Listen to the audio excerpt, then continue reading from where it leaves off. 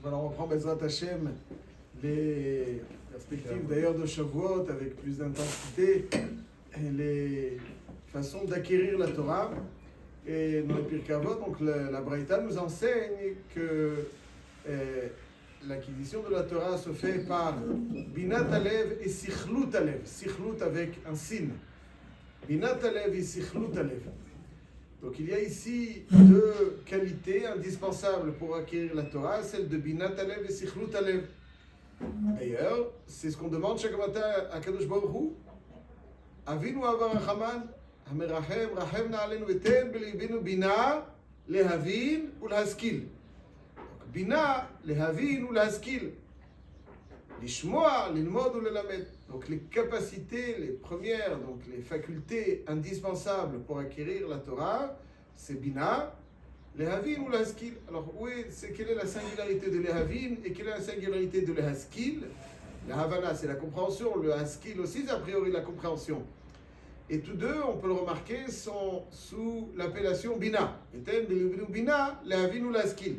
Donc les capacités intellectuelles qui permettent d'acquérir la Torah, c'est les Havin ou l'Haskil. Ensuite, on demande à Hachem de nous donner les forces, les capacités, l'Ishwa, l'Ilmod ou le Lamed. Mais les capacités intellectuelles indispensables, c'est Bina, les Havin ou l'Haskil. Alors, c'est quoi les Havin ou l'Haskil? Donc, c'est parallèle à ce qu'on voit dans notre Mishnah. Bina Talev et Sichlut Alev. Qu'est-ce que Bina Talev et Sichlut Alev? Alors, je vous propose une petite Gemara dans ma Sechet Shabbat, Davkuf Dalet, Amud Aleph, et qui explique le sens de l'ordre de l'alphabet que l'on connaît. Aleph, Bet, Gimel, Dalet. Est-ce que ce sens, l'ordre de l'alphabet a un sens? Les Avdil, Elef, Alfé, Avdalot, dans les langues étrangères, ABC, Mchoulé, on aurait pu dire, on aurait pu mettre le C avant le A, non? On aurait pu. Ils ont décidé comme ça. Ils ont décidé que le A sera le premier, le B, le deuxième, le C. Ils ont fait comme en hybride. Aleph, Bet, Gimel, A, B. Ok, parfait. Dalet. Razak, magnifique ce que vous dites. C'est quoi c'est quoi le sens de Aleph Bet? Ici, la Gemara dans Shabbat Kouf Dalet, elle nous dit comme ça. Je vais en prendre quelques-uns, on va pas faire jusqu'au table aujourd'hui en tout cas. Dit la Gemara comme ça. Aleph Bet, Aleph c'est apprendre. Ulpan. Rabbi Aloufi ou Miudaï. La sagesse, l'enseignement, c'est Aleph. Bet, c'est Bina. Donc apprends la Torah de telle façon à ce que tu la comprennes. Aleph, Bet. Bet, c'est Bina. Je reviens. Gimel, Dalet, nous dit la Gemara, c'est Gmol, Dalim. Donc là, on parle de Torah et Gmilut Chasadim. Gmol, Gimel, c'est Gmilut, offre. Dalet, c'est quelqu'un qui est dans le besoin. Un dal. Mekimi, me'afar, dal. Gmol, dalim. Et la Gemara ajoute que le pied du gimel est en direction du dalet et le pied du dalet est un peu en direction du gimel. Pourquoi? Parce que c'est comme si le gimel doit courir après le dalet. Le gimel, celui qui va offrir, doit courir après le dalet. Et voilà. Et donc la Gemara développe Hevav, c'est-à-dire celui qui Aleph Bina, qui étudie la Torah et qui fait Gmilut Chasadim. Hevav, c'est Akadosh Baruch Hu. Hevav, c'est Hashem, Zayin Chet, Tet Yud. Im ata ose ken, Akadosh Baruch Hu, Hevav, Zanotcha. Zayn, il te nourrit, il te comble. Vechanotra, il te donne la grâce. Chet, metiv lecha, il te donne ce qu'il y a de meilleur. Yud, c'est venoten lecha yerusha. Kaf, vekosher lecha keter laolam haba, etc., etc. Donc, keter là-bas. Donc, il est intéressant de remarquer que dans cette Gemara, le bet, Aleph, c'est par définition Aleph, traduction du mot Aleph, ça veut dire enseignement, sagesse. Gimel, le bet, j'y reviens, ça veut dire ligmol. Dalet, c'est dal. Mais Bet, donc ici c'est la première lettre du mot Bina. Mais Bet, ça veut dire aussi. Alors, en quoi ça exprime la Bina? Forcément le Bet. Bon, il y a d'autres lettres aussi. Zanotra. Zain, c'est aussi. Zain, le mot Zain, c'est Zan. Chanotra. Bon. Alors, c'est quoi le Bet, ça veut dire aussi une maison. Beit, c'est une maison. Donc, c'est créer une structure à la Chokhmah. Aleph, Bet, c'est créer une structure à la Chokhmah.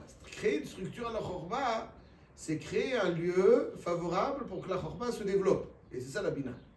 La Bina, c'est engendrer. L'étymologie du mot Bina vient du mot Ben. C'est-à-dire que quand on apprend un enseignement, quel qu'il soit, il faut savoir lui offrir le contexte favorable pour que cet enseignement ne reste pas khalila stérile, mais qu'il engendre d'autres enseignements. Ça, c'est la maison. Une maison, c'est toujours un lieu. Chazal ont fixé que pour que quelque chose se développe et se multiplie, il lui faut un contexte favorable. Et donc, le bet, c'est baït. Donc, on offre à la sagesse une maison, on lui donne les capacités de se développer, de se fructifier. Et ça, c'est donc véritablement le mot bina. Et comment on permet à la sagesse de fructifier? Et c'est les havin ou les haskil. La bina, c'est le bait de la chokhmah, les havin ou les haskil. C'est-à-dire, comment est-ce qu'on fait naître? On est mitraber à la chokhmah, on se rattache à la chokhmah. Comment on se rattache à la chokhmah? On la comprend correctement. Ça, c'est les havin. Comprendre correctement jusqu'au bout. Et les haskil, ce qui est important dans la chose des haskil, c'est que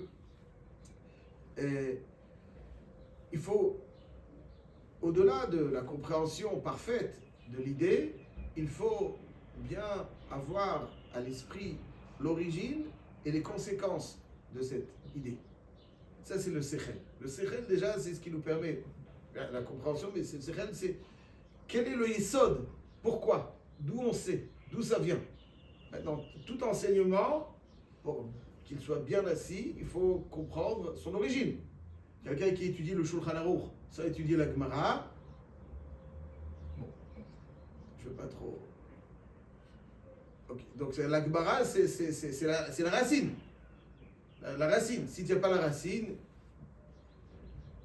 Et après, quand on étudie l'halakha, avec sa racine, il faut aussi savoir. Donc, au moment de l'étude, quelles seront les conséquences? D'après ça, c'est parce que c'est comme ça. Et si c'est autrement? Et si c'est quelque chose dans un cas un petit peu différent? Quel est donc plusieurs cas? Et ça, c'est le haskil. Le haskil, c'est la capacité à se projeter dans d'autres contextes. Quelle sera, dans ces contextes-là, dans lesquels je me projette, les conséquences halachiques de ce que je viens de comprendre? Parce que ce que je comprends, c'est dans ces conditions. Mais si la condition sera autrement, ça sera autrement. Ça, c'est le haskil. Donc, je comprends bien la chose. Ensuite, immédiatement, je vais avoir pour réflexe connaître l'origine, son yesod, d'où ça sort, dans la Torah, dans la Mishnah, dans la Gemara. Et ensuite, me projeter. Ah, donc si c'est ça, le point central, c'est celui-ci. Et si ce point-là n'existe pas dans un autre cas, tout changera, bien qu'il y ait une ressemblance a priori, etc., etc. Ça, c'est le lehaskil. Il y a la bina et il y a le lehaskil. La bina, c'est la capacité à comprendre la première chose, et le haskil, c'est se projeter sur les conséquences de cet enseignement. Ça, c'est le ten, bina, le haskil. Et nous dit la Mishnah que la Torah est acquise par binat alev et sichlut alev. Binat alev, c'est-à-dire pour bien comprendre la Torah, pour bien acquérir la Torah, il faut bien saisir l'idée et avoir donc toutes ses conséquences. Je vous propose une dernière petite réflexion à ce sujet qui mérite d'être évoquée quand on parle de compréhension de la Torah. Quelqu'un qui lit des psukim, par exemple, sans les comprendre, est-ce qu'il fait la mitzvah de Talmud Torah? Est-ce que la Torah, elle est alors pour acquérir la Torah, bien entendu, il faut la comprendre. Mais la mitzvah de Talmud Torah, est-ce qu'elle est davka dans la compréhension de la Torah ou même dans sa lecture? La mitzvah de Talmud Torah. Alors, il y a un Magan Avraham, hein, c'est un gros sujet, mais on va juste évoquer rapidement certaines idées de base. Pourquoi est-ce que dans Chazal, avant la Tfila, ils ont institué qu'on lise Parashat Tamid, Kormani Lachmi Leishai, ensuite Ezeu Mekoman et la Braïta de Rabbi Ishmael Omer. Pourquoi il y a ces trois thèmes qui ont été institués par Chazal? Alors, Chazak, donc le Shulchan Aruch nous dit dans Siman Nun, Kav'u lishnot achar parashat Tamid, perek ezeu mekoman ou braïta de Rabbi Ishmael. Pourquoi? Kedei sheyizke kol adam lilmod bechol yom, mikra, parashat Tamid, Mishnah, ezeu mekoman, Talmud. Et aussi donc, la Gemara. Des braïta de Rabbi Ishmael avait bimkom Talmud, shamidrash ke Talmud. C'est la Mishnah Midrash qui est Talmud. Pourquoi on a choisi Davka ces Mishnayot? Pourquoi on a choisi Davka ces Mishnayot? Ok, donc il fallait Mikra, Mishnah et Talmud. Donc déjà, le point commun, c'est les Korbanot. On voit. Ezeu Mekoman, Parashat Tamid, Ezeu Mekoman, c'est les Korbanot. Et il dit le Mishnah Brura d'ailleurs, Uvchol, il y a marqué dans Malachi, Uvchol makom muktar ou mugash lishmi. Dans tous les endroits, Akadosh Baruch Hu décrit des korbanot, partout. B'chol makom, muktar, mugash, lishmi. Où est-ce qu'on voit que dans tous les endroits, il y a des korbanot qui sont offerts? Il y a des korbanot qui sont offerts partout. Il y a dans le Beth Amikdash, on peut pas, Shrout Echut Sassou. Il dit Chazal, Elu talmidei chachamim sheoskim bilchot avoda, b'chol yom, b'chol makom shehem. Lorsqu'on étudie la halachot des korbanot, donc le fait d'étudier les korbanot, c'est une forme de korban, d'offrande. Donc c'est pour ça que bechol makom muktar ou mugash lishmi bechol makom au-delà du Beth Amikdash. Alors pourquoi on a choisi ce pérec-là spécialement? Parce qu'il n'y a pas de machloket. Il n'y a pas ou Omer. Glat, c'est une idéa achida. Etc. Ça, c'est ce qui est marqué dans le Shulchan Aruch. Le Magen Avraham vient et dit un petit chidouche, un grand chidouche. Il dit, il faut étudier donc chaque jour. Donc imaginons que quelqu'un lit la Mishnah de Ezeu Mekoman et il ne comprend pas. Quel est le dit? Il fait la mitzvah de Mishnah, il ne comprend pas. Il dit Ezeu Mekoman, Shezvachim, Kotchi Kadashim, Chidatan, Batsafot. De quoi on parle là exactement?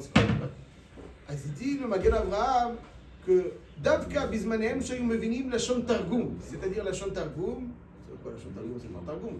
Lashon Targum, il savait traduire au moins. Parce que c'est Kotche Kodashim, Shritatan, Batsafon, Kabbalat Adam, Lisharet, Batsafon, etc. Azaya, Ben Abadim, Parochet, Mizbach Hazav, etc. Tout ça, c'est quoi? Ça, il comprend, traduction au moins. Aval dit le Magen Avraham que quelqu'un qui ne comprend pas la Mishnah de Ezeu Mekoman, il ne sait pas la traduire. Il n'accomplit pas la mitzvah de Talmud Torah. Quand chidouche. La mitzvah de Talmud Torah, c'est uniquement si je comprends la traduction au moins de Ezeu Mekoman. Le Baal HaTanya, Rabbi Shlomo Zalman Milia dit dans Ilchot Talmud Torah, Perek Bet, Halacha Yud Gimel, il dit que Torah Shebichtav. Alors, le Magen Avraham ne l'a pas écrit ça dans Parashat Tamid. Il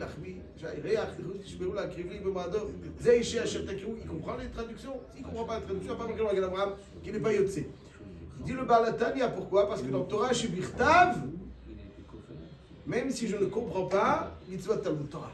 Quelqu'un qui lit Torah Shebichtav, la Torah écrite, même sans la comprendre, il fait la mitzvah de Talmud Torah. Torah Shebe'al Peh, la Mishnah de Ezeu Mekoman, donc c'est Mishnah, Torah Shebe'al Peh, ça il faut le comprendre. Il dit, je cite, que même si quelqu'un ne comprend pas, il est Yotzei Dechova, mais Torah Shebichtav, אבל Torah Shebe'al Peh, mais ne mבין הפירוש, אינו נחשב לימוד כלל. Pas considéré לימוד. Mais, dit-il, attention, mais aval piken, même si c'est pas la mitzvah de Talmud Torah, conclut le Baal HaTanya, יש לאדם לעסוק בכל התורה, גם בדברים שלא יוכל להבין. Quelqu'un ne comprend pas, donc il lit les Mishnayot. Il ne comprend pas. לעתיד לבוא, יזכה להבין ולהשכיל כל התורה שעסק בה בעולם הזה ולא השיגה מקוצר דעתו. Il est parti, il a fait ce qu'il pouvait. Il a fait ce qu'il pouvait. אז il dit, le cadeau qu'Hachem lui offrira à cet homme, c'est qu'il est עתיד לבוא. Tout d'un coup, il arrive et il comprendra tout ce qu'il faut. Pourquoi? Parce que ça, c'est donc la Havana dans le Talmud Torah, elle est indispensable. Donc, dans Torah Shebichtav, la lecture, les lettres, sont doucha, mais dans Torah Shebe'al Peh, c'est les idées, la compréhension.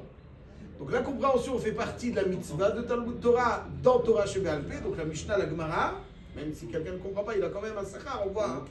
Mais la mitzvah de Talmud Torah, telle qu'elle doit être, c'est à travers la compréhension.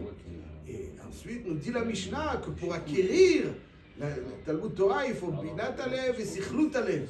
Il faut créer la structure d'accueil pour que la sagesse de la Torah se développe en nous. Ça, c'est un baït. Un baït, c'est un lieu dans lequel tous ceux qui la fréquentent, cette maison, vont éclore. C'est ça que sert une maison. Une maison, c'est pas simplement un abri. Un abri, c'est un abri. Une maison, c'est une maison. Une maison, c'est un lieu dans lequel tous ceux qui fréquentent, ils vont éclore. La même chose, il faut Aleph, Bet. Aleph, c'est apprendre. Bet, c'est créer une maison. Et donc, c'est à partir de la compréhension correcte, se rattacher à la compréhension, voir sa source et voir toutes les conséquences. Ça, c'est Binat Alev et Sichlat Alev. Et c'est ce qu'on demande à Hachem. Ava Avinu, Ava Rachaman, Hamerachem. Regarde, ouais, c'est rare comme ça d'utiliser tellement de formes de supplication. Ouais. Et là, on dit Avinu, Ava Rachaman, Hamerachem, Rachem Na'alenu. Ouais. Avinu, ouais, c'est comme si c'est une supplication. Sans ça, rien.